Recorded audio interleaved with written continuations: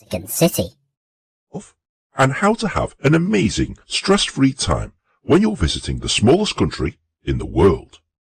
Is the spiritual home of the Catholic Church and one of the holiest places on the planet. Over 1.3 billion Catholics will probably visit this place at some point in their lives. And if you are coming to Rome, it's a separate country, you don't need a passport to enter, and you can walk freely in and out of the place at will. And there's 4 main things to do here in Vatican City. The first and the most obvious one is this place, St. Peter's Square. This is the public square directly outside St. Peter's Basilica. It's funny that it's called St. Peter's Square, given that it's largely round. But when you're here, you'll notice that this place is absolutely amazing. Especially with all of these carved columns, there's lots of statues, the obelisk right in the middle, and the figure. This is also one of the places where you'll be able to see the Pope. Believe it or not, it is possible to see the Holy Father, and you can do this in one of 2 ways. The first, usually on a Wednesday, is where you can have an audience with the Pope.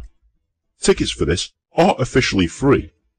To apply for them, all you need to do is fax the Vatican office.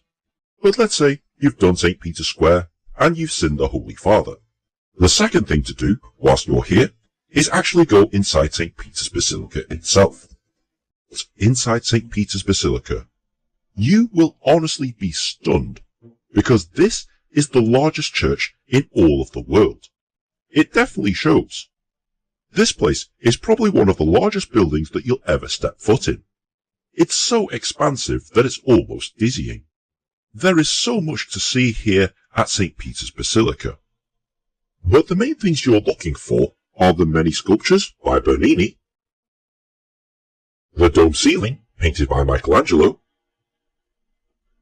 the ceiling itself, which is actually painted in gold leaf, real gold leaf, Michelangelo's most famous sculpture, the Pieta, and the literal elephant in the room is this 10-story high altar that's built over the tomb of St. Peter himself.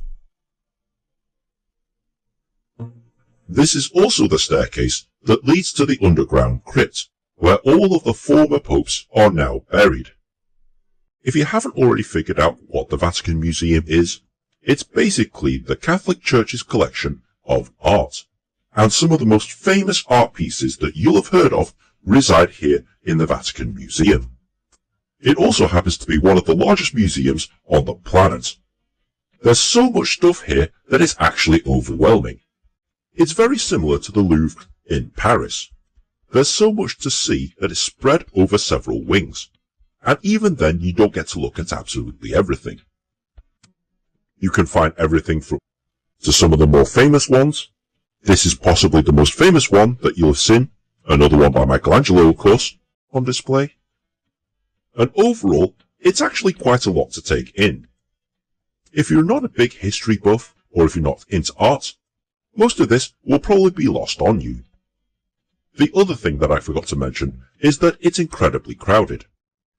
If you're at all claustrophobic, this is probably a bad idea, because there's famous paintings in the world, because you can get better quality stuff literally for free on the internet. When you leave the Vatican Museum, you'll come across this rather cool spiral staircase. And this is actually more interesting than the Sistine Chapel itself. Well, I think so anyway. If you haven't already sent your postcards home, there's another post office.